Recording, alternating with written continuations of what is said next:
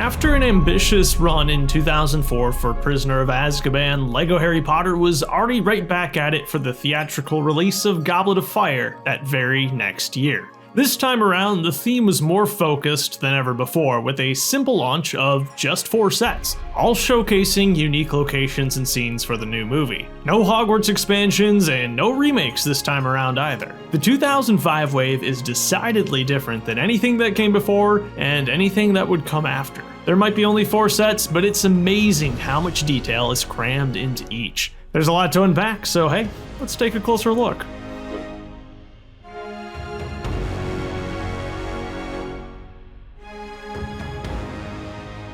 I think it makes the most sense to start with the first task. This is Harry and the Hungarian Horntail, a 265-piece set that would have cost $30 back in 2005. It sure feels a lot bigger than the 265-piece set that it is, because a lot of these elements are quite large. Already you can tell this is pretty different fare for the Harry Potter theme, which up till this point has primarily focused on Hogwarts Castle expansions. This is technically still within the Hogwarts grounds, but we've never seen a palette like this, a setting like this, but I do love that about this set. Especially when the primary accent color here becomes one of my all-time favorites, dark orange. Well, let's take a look at the minifigures here first, which are quite exciting. We get a brand new version of Harry, and he is indeed exclusive to this set, specifically wearing his first task costume. He's one of the few figures to actually get back printing, as you'll find Potter printed on the back of his torso. He's got a fun little accessory, but we'll talk more about that later.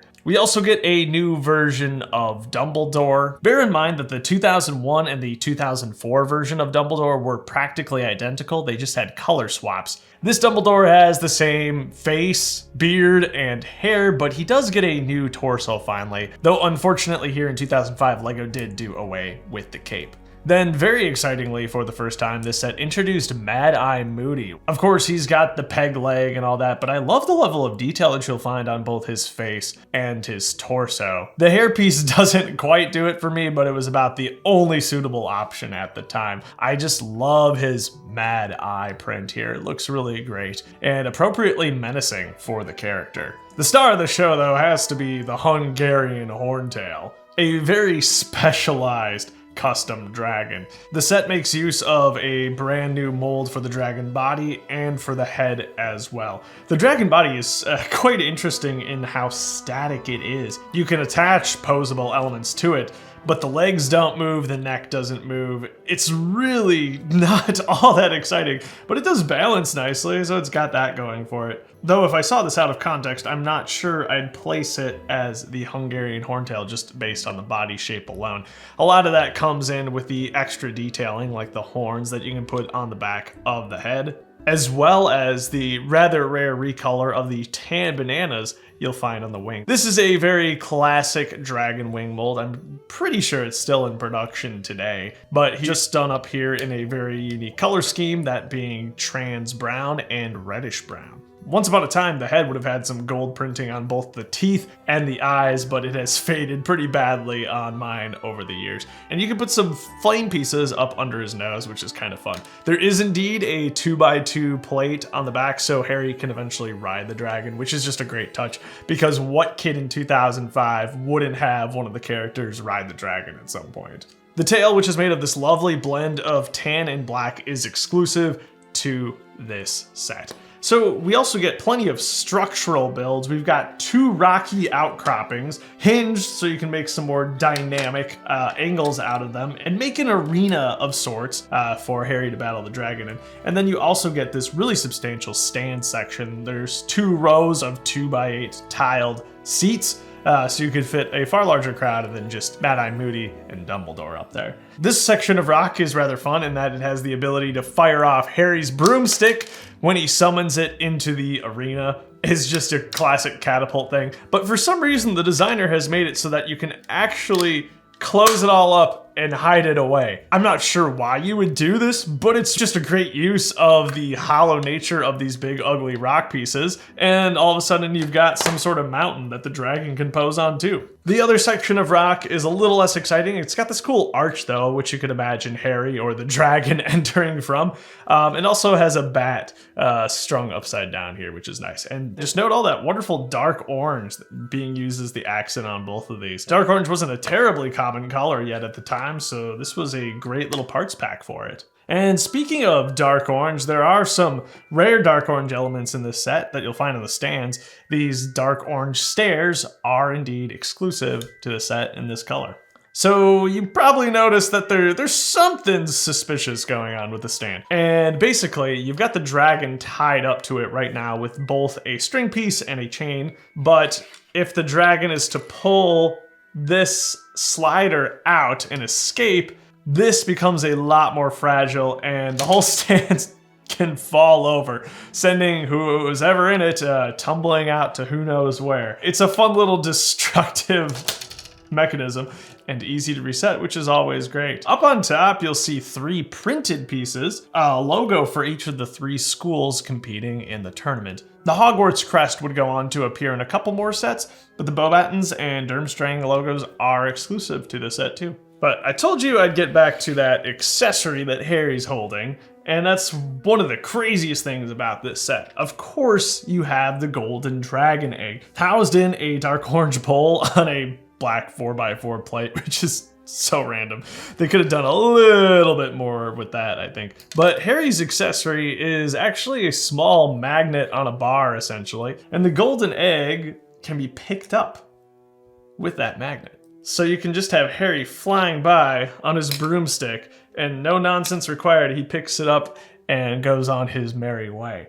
The magnet element outside of the dragon itself is by far the most expensive piece in the set, and unfortunately very easily lost. I lost my own personal copy well over 2 decades ago when I dropped it down a drain in my house as a child. After that, I acquired another copy of the set on Facebook Marketplace, which was also missing the magnet, and so I had to go to Bricklink to purchase this, where it cost $11, and believe it or not, that is on the cheap side. Typically it goes for $25 or more, which is absolutely insane, and I'm guessing the dragon goes for even more than that. The LEGO aftermarket is so cursed these days. But there's no doubt about it, that specific element does add a ton to this set. It's so unique, we've never seen anything like it before, at least at that scale. And I always love when LEGO starts playing with magnets. Think of M-Tron, one of the coolest space themes ever. The play functions there are just so much fun because of the magnets. It's an unusual set, but there really is a lot to love here. The Hungarian Horntail now has been remade a few times with a varying degree of success. The flapping wing version is probably the best. There's some charm to this original one. The head sculpt is pretty good. I just wish it could be posed a bit more. And that's the advantage the brick-built ones will always have over this particular model.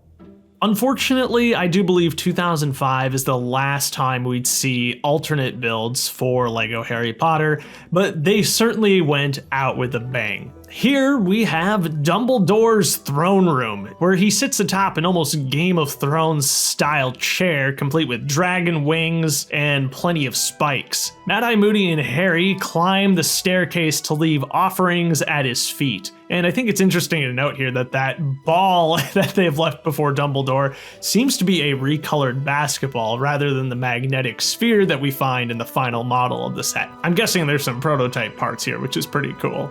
Now it's time to head on over to the second task. This is Rescue from the Merpeople, and it's actually the smallest set released as part of the 2005 line. But boy oh boy does it pack a punch. This location beneath the waters of the Black Lake is one that hasn't really been explored by LEGO all that often. There's only one other second task set, and I've actually compared these two side by side if you want to take a look at that video when you're done here. Both sets are delightfully unique and can stand well on their own, and each is special in its own way. This set is rather fun in that it has some of LEGO Harry Potter's best minifigures and easily its worst two ever. So let's take a closer look at those. First off, we got Second Task Harry, and I actually really like this figure, mostly because of his dual-sided gillyweed face, which just looks really, really cool. You get just such a fine level of detail that you don't get in modern LEGO Harry Potter sets, or out of any modern minifigures for that matter.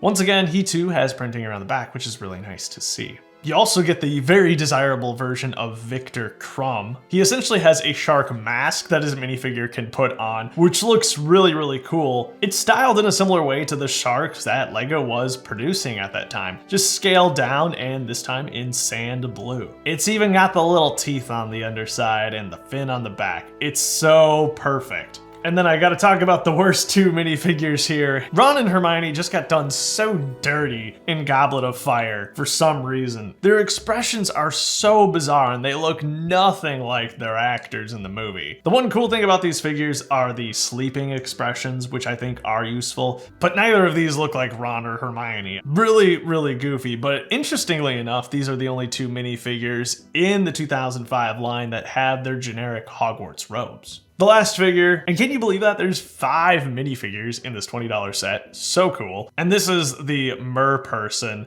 making use of the older style mermaid tail, printed nicely, really creepy, great eye detail, quite unlike any other minifigures at the time, which is to be expected for how creepy these look in the movie. And the Merperson is wielding a set exclusive recolor of the Pike here in medium blue, which I think just fits the underwater vibes perfectly. There is so much to love here. I love taking the magic of the world of Harry Potter and bringing it into this unique underwater setting. The color scheme is just phenomenal, with dark greens, dark blues, transparent blues, and just a touch of the medium blue as well to bring a bit of light to this space. The set does not skimp on the underwater creatures, which is fantastic. You get a giant octopus, which is great to see, a Keat orange crab, a jellyfish, a really clever recolor of the chef's hat in transparent light blue, and then there's also an underwater scorpion, presumably meant to represent a lobster. And that fires out here with basically a flick fire missile and can spook Harry as he journeys underwater. And just like what you see here with the lobster, each section of this build is just jam-packed with details and fun play features. It was certainly some of the best value for your money in 2005. If you lift up the crab here, you'll find that he's actually guarding a chest with 2 chrome knives intended to cut Ron and Hermione loose. That's really, really neat. And again, you've got some beautiful transparent blue on the sides here just to add some really fun texture and depth to this space. The brick-built archway actually does a great job of capturing what you see in the movie. It's one of those very fancy, ornate door arches. It's all a singular piece. Unsurprisingly, an exclusive recolor here in dark green. And of course, there's actually a really fun feature here in that you can launch Ron and Hermione to the surface by pressing down this bit of seaweed. That worked really well. Kind of scared me. If I were a kid, I would go nuts for that. Obviously, as an adult, I'm going nuts for that, so that's gotta be worth something, right? But yeah, what a fantastic set. Great parts, great minifigures, great functions, great secrets. This one really has it all. I do love the modern remake of this set, but this one still takes the cake for me every single time. I definitely need to talk about the alternate build for this set, as it's probably my favorite of the bunch. What is going on here? It looks like some sort of game show where the Golden Trio is serving as judges while the Merperson seems to be performing something. Perhaps they're cooking up that lobster and the crab and the shark head are next to go. I'm not sure what Victor Crumb's role in this is, but he's over there too with his separate podium. This is amazing. There is one non-task related set, and that is the Durmstrang ship, and this is the largest set of the wave. Interestingly enough, I've actually done an in-depth comparison on this one too, comparing it to a modern reboot remake of the Durmstrang ship. Definitely check that one out too if you haven't already. And while there is a lot to love about that modern ship, it is beautiful, much more accurate to the movie. This one, once again, perhaps unsurprisingly, is just a more enjoyable playset. There were 2 versions of this ship released. There's, I guess, what you see here, and then there's a Target exclusive one that actually had some bonus minifigures in it. That being the third task version of Harry, who we'll take a look at in a second, both Ron and Hermione again, because you can't have enough of those two weird minifigures, and then Dumbledore. So no exclusive minifigures, thankfully, included in that version, but another easy way to get them without having to buy the larger sets. On its own though, the set comes with Victor Krum and Igor Karkaroff. They're basically identically dressed, I should say,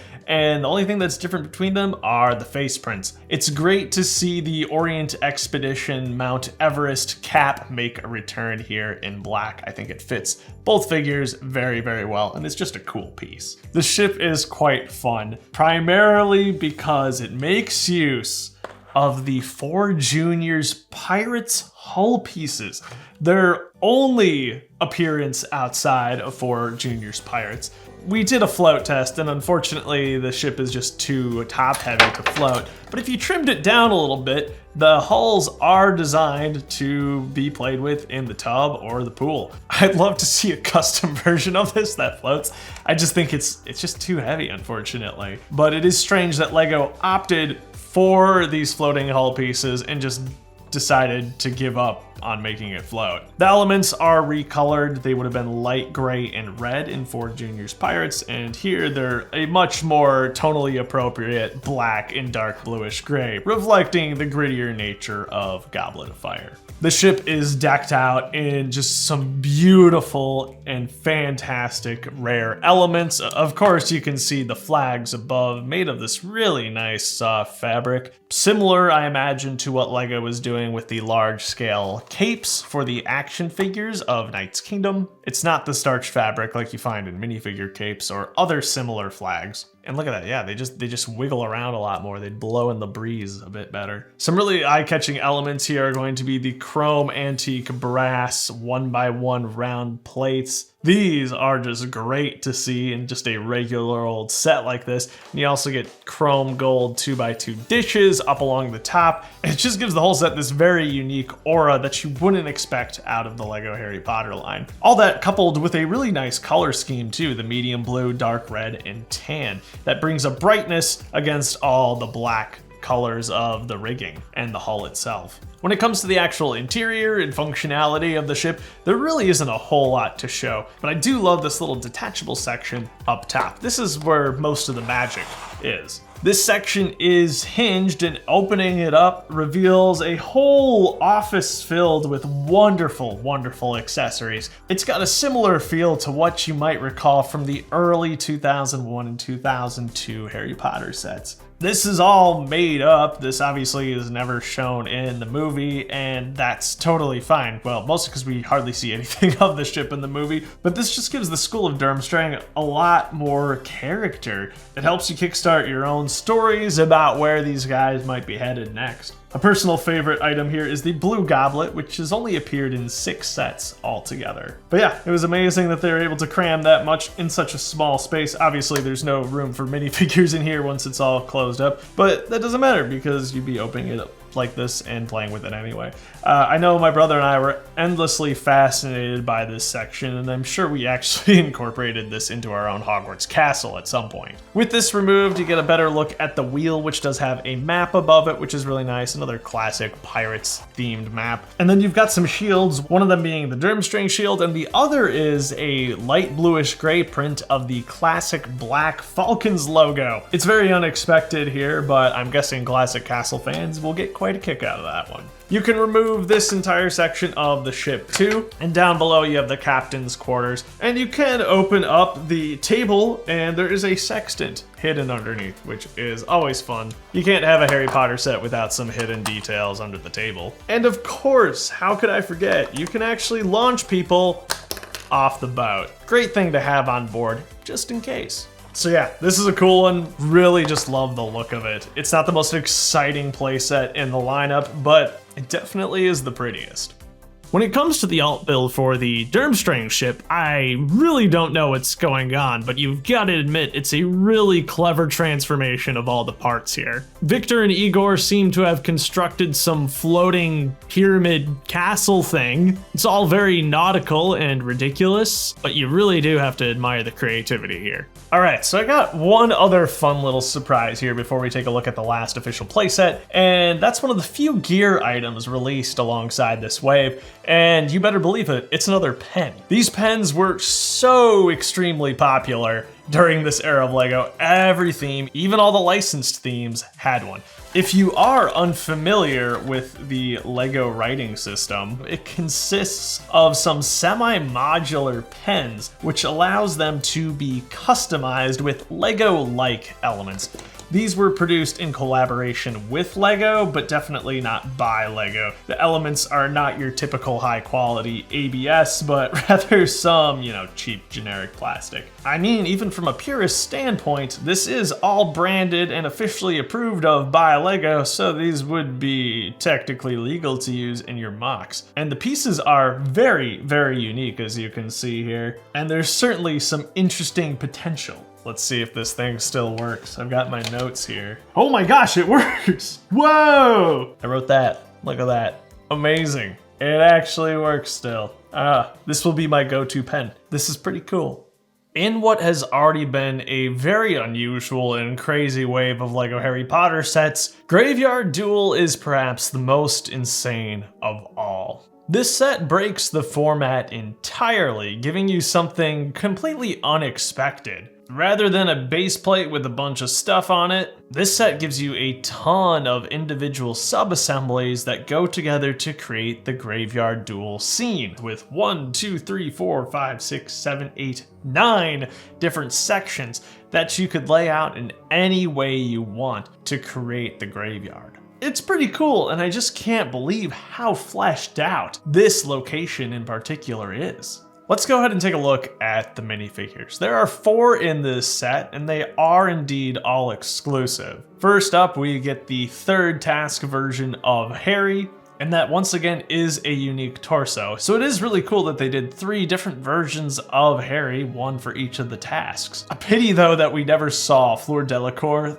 throughout the entirety of this wave. Kinda ridiculous. We also get Peter Pettigrew, a similar version to the one that showed up in the 2004 Shrieking Shack, but a little creepier and looking a bit more like Peter Pettigrew. I don't know if you remember that particular figure, but he was goofy looking. This one has a bit more rat-like characteristics in his face. There's Lucius Malfoy in his Death Eater form. Here he has a recolored version of the Dementor cape, this time in light bluish gray instead of dark bluish gray. It's weird to classify fabric colors by LEGO colors, as they're not exact matches, but that's what LEGO was going for. Lucius Malfoy does have a double-sided head. One has the Death Eater mask and one has the regular Lucius and Malfoy print. I'm guessing that's the same one that appeared in Dobby's release in 2002, just recolored on the light flesh tone. And then you get Voldemort. Looking through the Bricklink entries for this figure in this set in particular will reveal at least 4 different variations of the character that people found throughout the run of the set. Some versions of the set include the dark bluish gray Dementor cape like you saw in the 2004 sets. Other sets gave Voldemort different face prints, more similar to what you saw in that original 2001 Sorcerer's Stone set on the back of Quirrell's head. It's hard to judge outside of the prices that these guys are going for which is actually the rarest and most desirable variant, but I'm pretty satisfied with mine, though unfortunately the print is starting to wear off around his mouth. He's still really, really creepy, and of course he makes use of the glow-in-the-dark head, symbolizing that he is indeed evil, just like Snape. So let's take a look at all these graveyard sub-assembly sections here. Again, LEGO has taken just a lot of creative liberty in making this graveyard super fun. I think they're trying to distract from the fact that Cedric dies in this scene and all the other scary things that happen in the movie when they're targeting this set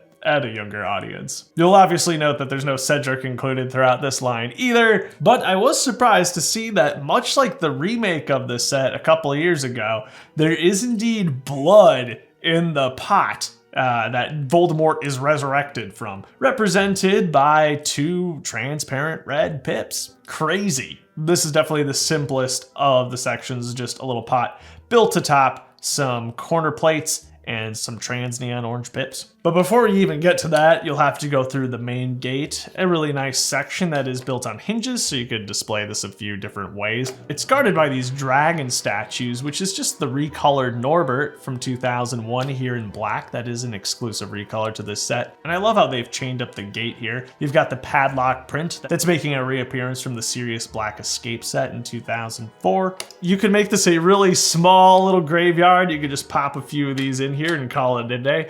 It's just delightful to have so many reconfiguration options within a set like this. It really is flexible because you're not tied down to a singular base plate. You get 2 small graves here in this set. These are really, really fun. First off, you have this one here with the parrot. It's on top of this special tombstone piece. This appeared in a lot of pirate sets back in the day, just as some ornamentation on the rear of the ships. But this whole thing hinges up and it reveals something rather unexpected. Half of a buried skeleton, and that is indeed an exclusive print to this set. So it does have the Lego stylings, which I really, really love. And I can't believe they weren't able to repurpose this in any other sets. I would have loved to have seen something like this in Fantasy era or Vikings. I feel like they could have gotten away with this even in maybe some Batman set or something. But nope, it would never make an appearance outside of this theme. So I imagine you can guess what might be hidden beneath this tombstone, and it is the top half, a printed torso and head of a Lego skeleton in there, also on a 2x2 brown tile. And another fun feature here is the giant skull making up the headstone of this grave, which is, of course, another 4 Juniors Pirates piece. You'll love to see the 4 Juniors Pirates representation here. This is the only appearance of the white skull in particular outside of 4 Juniors Pirates. There's another significantly larger grave here. This one is adorned with a frog. This was actually the first appearance of the dark bluish gray frog in a Lego set, kicking off the tradition of recoloring the frog in as many different ways as possible. But this grave is particularly fun because there's a bit of magic here with the skeleton coming back to life. And of course, we're still in the floppy armed skeleton era, which just adds a whole lot more fun